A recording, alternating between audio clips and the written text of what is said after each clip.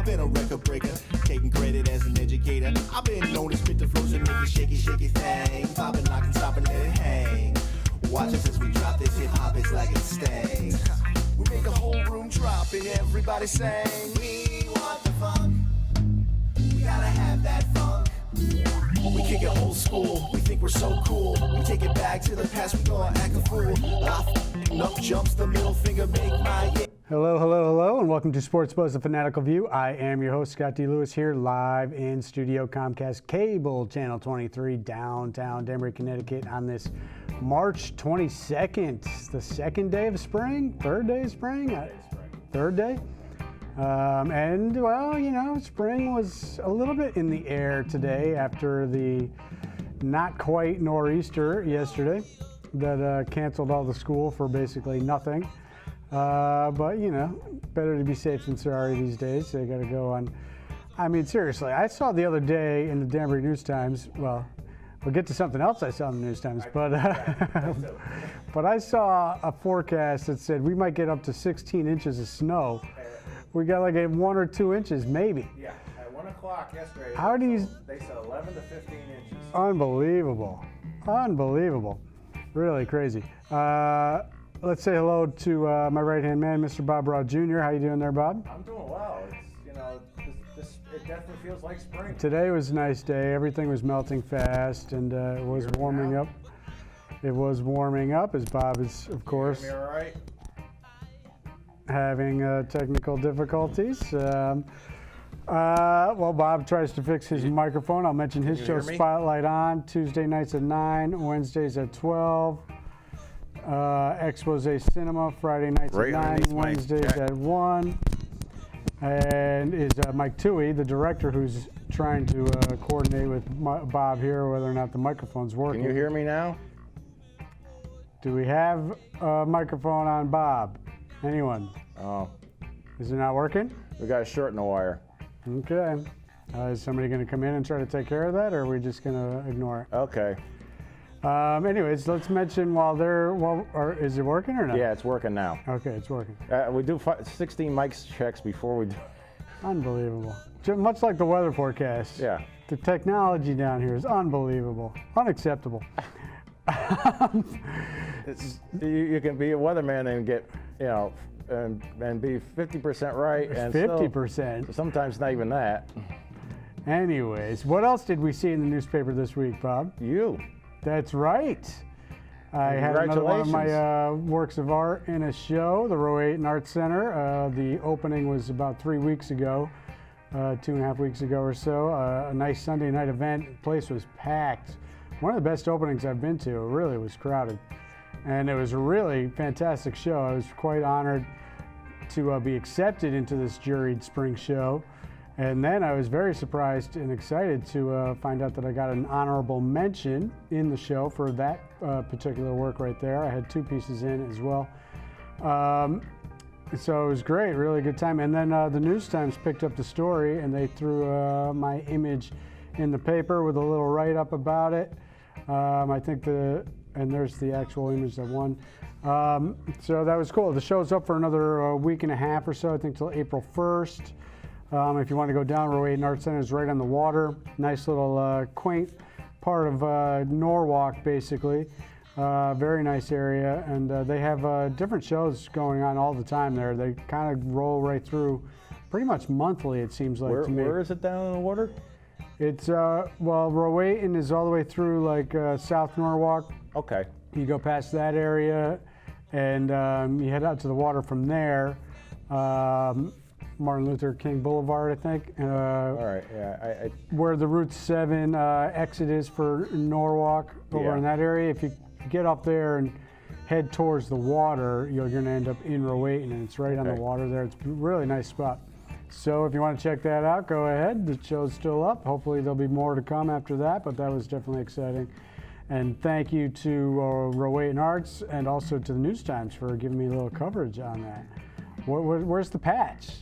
I mean, I used to work for the patch. The patch is up on every day. Did they cover it? No. They didn't pick it up? No. Come on, Patch. What are you doing?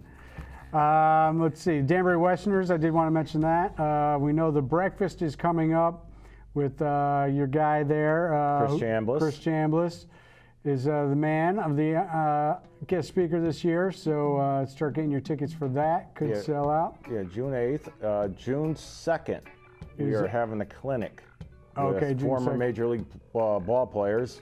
It runs from 9 to 12. Is that a Saturday? It's a Saturday. All right, so Players we'll are talk coming about in on the 1st, so. We'll be talking about that as we get closer and closer, but we wanted to mention that now, get people thinking about it. The breakfast is always a big event. Chambliss, I'm sure, is going to be great. The clinic is always good for the kids in the area. They had their winter warm-up, the 5K and the chili cook-off. Yes. The 5K went pretty well. I think they got a decent day that day. Yeah, look at that, Bob. We had 125 participants. And a stormtrooper. Yeah.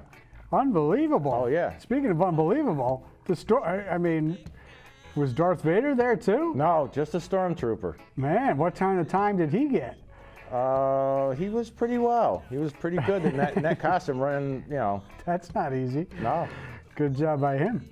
So we wanted to mention that. Speaking locally, we got a lot to get to, but I did want to mention basketball state tournament went down recently. And the SWC really represented themselves well this year, Bob. Yes. Immaculate Boys won for the second time in 3 years. Yes. That is fantastic. Notre Dame of Fairfield ended up undefeated on the season. They win their state tournament class. Colby bounces back from a bad season last year. Colby out of Bridgeport. They won their class. And on the way to that state title, Notre Dame knocked off Danbury, who blew a 21-point lead in the fourth quarter, Bob. I know. It was brutal. But Danbury did have the first time since 90-91 when they won back-to-back years. Was that the Anthony Harris years? Yes. They won the FCIAC conference championship, blowing out Trumbull, as a matter of fact. And the quotes in the paper were good. The players, because they lost to Trumbull on the last day of the regular season, right? And that allowed Trumbull to get into the playoffs. Then Trumbull made a run to the conference championship. And after the game, the Danbury boys said, once we saw we were playing Trumbull, we knew we were going to win, and we knew we were going to blow them out. And that they did. Yeah. So, but they blew that lead against Notre Dame, who was undefeated. Great story there. So some local action. Speaking of local basketball in state, UConn not involved in at least the men's, not involved in the NCAA tournament, but they are in the news as they get a new head coach, Kevin Ollie, 6th year on the scene. He is out. No one can ever take away his 2014 championship, though, Bob. He did get that done. But it did not end well here. Things were not going well at all for him, and he was out. And they're going to bring in Danny Hurley. Yes. Dan Hurley. Now, UConn fans don't really like the name Hurley at all. No. So we have bad blood with Duke and Bobby Hurley, but it's his brother, Danny Hurley, and it's a great basketball family. Right. Of course, his dad, Bob Hurley, the son, or the coach, the legendary high school coach from St. Anthony High School, and we know, of course, of Bobby Hurley. But Dan Hurley's been up in Rhode Island for the past 6 years. He got them into the tournament the last 2 years, where they won games in each year.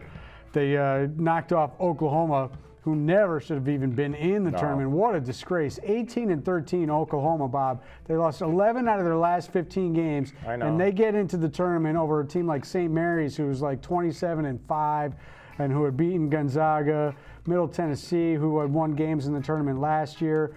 These other mid-major teams who just go out and win their games, take care of business, and then they get left in the cold because the tournament committee thinks that a guy like Trae Young is going to get eyeballs to the TV set, and they're going to put Oklahoma in with that disgraceful record. They do it every year. It's a joke. It really, rubs me the wrong way. I hate it. But anyways, Danny Hurley, he's taking over UConn, and he's much like the former coach Calhoun. He's an Irishman with a little bit of grit to him. He's taking over, with the team really not doing well. No. At the age of 45. Jim Calhoun came in at the age of 44. Right. This is only their third coach in the past 32 years because Calhoun was here for so long. And but they have had 19 coaches in history. Rhode Island did win the A-10 regular season championship this year, so he's really been doing a good job there. And he's got a little bit of a Calhoun connection. He was the roommate of Jim Calhoun's son. Oh, really? Yeah. And he played for George Blaney, if you remember, which was Coach Calhoun's longtime assistant after he was the head coach at Seton Hall when Dan Hurley played at Seton Hall. How many years did he get? I think he got a 6-year deal, right? $2.5 million a year. And Calhoun, in case people are wondering what he's up to, he is set to take over Division III basketball team, University of St. Joseph. I did not look up where this university is. I'm gathering it's local, maybe Massachusetts, maybe Connecticut. I'm not sure. It's not in Westcon's division. I know that. Well, right. I'm not sure. It is a Division III basketball team. Right. And Calhoun will be back storming up and down the sidelines, which is great for him. That means his health as well, and it's good. So we look forward to that, and we look forward, hopefully, to Danny Hurley in basketball. In college basketball, it's all about recruiting. Kevin Ollie, I think, couldn't get that done, and maybe Danny Hurley can. Of course, we'll always appreciate Kevin Ollie for the great basketball he played for UConn as a player. And also getting them that championship in 2004 and that 14 in that great run by Shabazz Napier. Mike says it's in West Hartford. West Hartford, all right. So you can go check out Coach Calhoun if you want. He'll be close by. I might have to take a ride up and check him out. That might be it might be in the Fairfield division. We'll have to look at that. Yeah. Lady Huskies, sticking on that. We got to get through this quick because we got to get to some other stuff. But Lady Huskies now 34-0. They had an all-Connecticut matchup in their second round game as they took on Quinnipiac. The final score 71-46. It was a little bit closer than that. Quinnipiac was within range. Around halftime, it was kind of quite close. And even in the second half, about 10 minutes to go, they had a look at a wide open three that would have cut it to 5. They missed that shot, and then UConn went on a little run to pull away. But no disrespect for Quinnipiac, 28-6, great run for them this year. UConn, the women, have now been in the Sweet 16 25 years in a row, Bob. Yeah. Pretty impressive. They take on, one of UConn's hated teams. Not as much in women, although no matter what, if it's Duke, it's hatred. And it's Duke on Saturday at 2 o'clock. And they'll get the winner of Buffalo versus South Carolina if they get past Duke, which we assume they will, but you can never count anybody out, and they got to play the game to win it. So hopefully they can take care of business on Saturday, and then I believe Monday would be the Elite Eight. All right, Sweet 16, Bob. How's your bracket doing? Did you fill one out? I did. It didn't come out pretty. Who'd you have in your Final Four? Do you remember off the top of your head? I have UConn. UConn? Wait a second. This is the funniest. Wait a minute. We talking women or men? Men. Men. Oh, men. I had. Who fills out women's brackets? Oh, it does come up, This is like last year, Bob, when I asked you this, and you named teams that weren't even in the tournament. Okay. I had. It's my favorite part of the year. Love you too. I did not fill out a bracket this year, so I can't even say anything. I was going to do it Thursday morning, but I had car trouble once again. If you need the number for AAA, I got it on speed dial right now. I use it quite often. I've been calling them way too much lately. I've been calling them so much lately that I got the same tow truck guy came out twice. Did you really? And he said, "You again?" I said, "Yeah." How you doing, buddy? Nice to see you. You need my speed dial, right? Yeah. First name basis. All right, Sweet 16, 9 out of the top 16 seeds are out. So there's been a lot of upheaval, and we had, for the first time ever, a number 16 seed knocks off a number 1. And of course, it was Virginia losing to a regional, not a rival, but a regional squad, University of Maryland, Baltimore County. And they came in and they blew them out, Bob. Yeah. I mean, 74-54. Oh, I know. It was 20-point blowout. Number 16 seed takes out the number 1 Virginia. Unbelievable. Just crazy. So we have 2 number 1s are out. And remember, Bob, speaking of the worst, that will rank as one of the biggest upsets in all time because it's 16 versus 1. Remember in the Ralph Sampson days when Virginia, the last time Virginia was a number 1 in the country, not just a number 1 seed, but a number 1 in the country, they lost to Chaminade, who was not even, I don't think, a Division I squad. I think they were. And they lost. That was one of the biggest upsets in tournament history as well. So now Virginia's got 2 of them. Yeah. Wow. So 2 number 1s are out. Virginia in the first round, Xavier with a tough loss in the second round. They fell apart in the last 3 minutes. 2 number 2s are out. Defending champion North Carolina. Are they going to vacate that trophy from last year? Or is somebody going to go back and reopen that fraudulent education program that they were running down there for 15 years and vacate that championship? I don't know. Cincinnati, American Athletic Conference. Oh my God, they blew a 22-point lead with 11 to go. They are a defensive team. How can a defensive team blow a 22-point lead with 11 to go? I don't know. Terrible. 2 number 2s are out. I was really counting on Cincinnati to do some damage, and it was wide open for them because the bracket was blown up. They really could have done some damage. Crazy that they did not. 2 number 3 seeds are out. Michigan State, they're always overrated in my opinion. They lost to Syracuse, who should not have even been in the tournament. But of course, Syracuse gets in. They play that zone. Now they've won 3 games, including the play-in game, and they're in the Sweet 16. Tennessee. Is anybody really surprised that Tennessee was, first of all, number 3 seed and that they ended up losing? 3 number 4s are out. So a lot of the top 4s are out. Arizona, that was a stunner, as they also got blown out by Buffalo, 89-68. The Pac-10 has no teams in it past the first day of the tournament. This is the Pac-10, home of UCLA, Bob. I know. That UCLA and Arizona State didn't even make it out of the play-in round, and then Arizona gets crushed. Auburn, Wichita State, another American Athletic Conference team out. They lost to Marshall. Marshall got their first, the Thundering Herd got their first ever conference tournament victory, so that was good. Tonight, it is Loyola of Chicago, a number 11 seed, versus Nevada. Now, Loyola of Chicago, Bob, you may not know, they have won a championship in the past, in the early 60s. They basically... it was way back. Yeah, no, and they haven't been in the tournament, I think, since the 80s, perhaps. They were basically, a little history lesson for all you folks out there, they were basically Texas Christian before Texas Christian.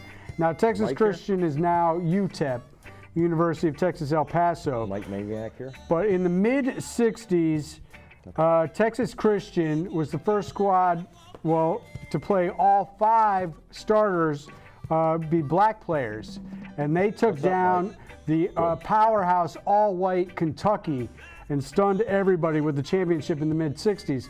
But before that, Loyola of Chicago had black players on the squad, and they were breaking a color barrier as well. It's not talked about as much as that Texas Christian squad because they had all 5 starters and they took out Kentucky. It was a little bit bigger deal. Loyola Chicago, I believe, it might have been Cincinnati. It was either that or Ohio State. I think it was Cincinnati. But so they have had a championship in the past. But crazy, and they have done extremely well for themselves getting into this round where they take on Nevada, who, as I said, Bob, really unbelievable performance. A technical foul was called with about 11 minutes to go against Cincinnati, and they were down 22, and the game completely flipped. The officials completely changed the way they called the rest of the game, and Cincinnati kind of got jobbed, but again, you blow a 22-point lead, you can't blame it all on the refs, but the refs had a big hand in it. Heartbreak for Cincinnati as they led for 39 minutes of this game, a 40-minute basketball game. They trailed for only 9 seconds of this game. 9 seconds? Nevada took the lead with 9 seconds left. They tied it with about 35 seconds left. Wow. Took the lead with 9 seconds left and won it. Unreal. Heartbreak for Cincinnati. And then the other American Athletic Conference team that also suffered a heartbreak, Houston, in a fantastic game against Michigan, which was really back and forth, neck and neck. Oh. And there we see their point guard, Gray, who had, I think, 39 points, including basically a buzzer beater in round 1 for Houston's victory. They get shocked at the buzzer. Unbelievable. One of their seniors, who had made 8 out of 9 free throws, misses 3 out of his last 4, including 2 with 3.5 seconds left. Michigan then inbounds the ball, or gets a timeout, inbounds the ball, throws up a miracle 3-point shot, and beats them at the buzzer. Houston is out. Cincy is out. Wichita State is out. UConn never got in. American Athletic Conference done. Tomorrow, it's, you know, it is what it is, unfortunately. Yeah, tomorrow night, all right, let's actually run through the games tonight. Loyola Chicago, Nevada, Michigan, Texas A&M. Texas A&M crushed North Carolina in the second round. Kansas State, who took out UMBC in the second round after their shocking win over Virginia. They take on Kentucky. Florida State, who rallied past Xavier. That was a tough loss for Xavier. They were up by 9 or 11 with about 5 minutes left. They couldn't hold on, and they take on Gonzaga. Tomorrow night, it's Kansas versus Clemson. How about Clemson was up by 40 points against Auburn in that second round game? 40 points. Wow. Clemson kind of flying under the radar. I know some people down south in my family pretty happy about that right now. See if they can knock off Kansas. That will be good. That's tomorrow night. Villanova, the number 1, versus West Virginia. Duke versus Syracuse. I will root for Syracuse. I don't like Syracuse. I didn't think they should have got in, but I rooted for them as that Michigan State game went on, because I don't like Michigan State, and I definitely don't like Duke. And then you got Purdue versus Texas Tech. So some interesting games left to go. We'll see how it plays out. We'll see who makes the Final Four. And we'll see who makes the Elite Eight even. It's going to be good. I would like to see more upsets. I want the whole thing to be blown up. Right. So the committee, once and for all, might come to their senses and saying, all these lesser seeds can beat these teams. We don't need to put these other teams in that don't deserve it just based on we want power conferences in. Let the teams in that win their games. Yeah, these valuable losses mean nothing but a loss. Get them out. It's ridiculous. Totally a joke. Maybe they'll clean it up coming up, but I doubt it. NCAA is fraudulent all the way. All right, we only got like 5 minutes. I'm just going to mention real quick spring training. The Red Sox lost today, but they had won 9 in a row, which, you know, winning is a good sign. I don't care if it's spring training or not. You always want to win. So that's pretty good for them. Mike says to say hi. He's here. McFadden? Yes. Oh, hello, Mr. Mike, the Met Maniac? Yes. How does he feel about the healthy arms for the Mets? How do you feel about the healthy arms for the Mets? I know Vargas is out. Yeah, hopefully everybody else. But the main guys that you know the fans are accustomed to seem healthy right now. Yeah, let's hope Syndergaard and DeGrom and them can stay that way. You know? Right, and maybe Harvey has a bounce back year. The Dark Knight. Will he rise again? I don't know. Or will it be the Joker? Joke's on us. Yankees, they're just taking batting practice. We don't need to talk about them. No. You know, it is interesting, though. We got 3 teams, 3 managers new to the scene. Cora, Callaway, and Boone. NFL today, JPP. But at least 2 of them know how to manage. The other one maybe... he might need to go back to the booth. Yeah. We'll see. NFL, your Giants, the G-men, make a little news today, trading the one-hand wonder, JPP, to the Bucks. And the Jets the other day traded up to the 3 pick. We think we're going to get a quarterback probably for the Jets. NBA, we'll get to this real quick. The Celtics are wounded, but they got a nice win against the Oklahoma City Thunder. Speaking of missed free throws, Melo missed 2 free throws late. Yeah. Old friend Carmelo Anthony, and the Celtics took advantage with a 3-point shot at the buzzer for a 199 win. They clinched a playoff spot, I believe, or no, they have not clinched, I think, but they're second place, 48-23 behind Toronto. Not much going on as far as who's going to get in, but maybe a little bit to do with the seeding in the East. Celtics are playing without Kyrie Irving, Marcus Smart, and Jaylen Brown, and they're still getting it done for the most part. So you like what they see there, but they're going to need these guys back. We don't know what's going on with Kyrie Irving right now. No. Second opinion on a bulky knee. That's not a good sign. No. How about out west? Houston is the team right now, Bob. 57-14, pretty good. Yeah. In the NHL, I got it. Your Rangers, Bob, they've won some games recently, but they still remain 10 points out with only, 8 or 9 games left? Yeah, the fire sale, kind of. 72 points they have. Devils holding on for dear life with 82 points. They are the last wild card right now. Florida's only 1 point behind them. The Islanders snapped their 7-game regulation winless streak with a win versus Pittsburgh last night, the night before. So it was good for them to get a win, but they are also at 72 points, 10 points out of the playoffs. The Bruins, speaking of another Boston team that's banged up, Bob, Krug, Chara, Nash, Bergeron, McAvoy, Backus, and DeBrusk. Sounds like half the team is shot. Out. And yet they still have gone 6-2-2 in the last 10 games. They are getting it done. Scoring a lot of goals, giving up too many goals for my liking lately. They did actually clinch a playoff spot last night. They have 100 points. Tampa Bay has 104, tops in the East. Nashville is at 106. That's the top team right now. All right, we got just about a minute and a half maybe left. Yeah. All right, how about this? Let's set the record straight, Bob. I get these things, the Daily Chronicle, from my neighbor, from her job, and she gives them to me. Sometimes they're sports related. Many believe that baseball, America's national pastime, was invented by Union General Abner Doubleday in Cooperstown, New York. Doubleday himself never knew that fact, for he was long dead by the time he was declared its creator. Different versions of what would become baseball were played all over the country in the 1700s.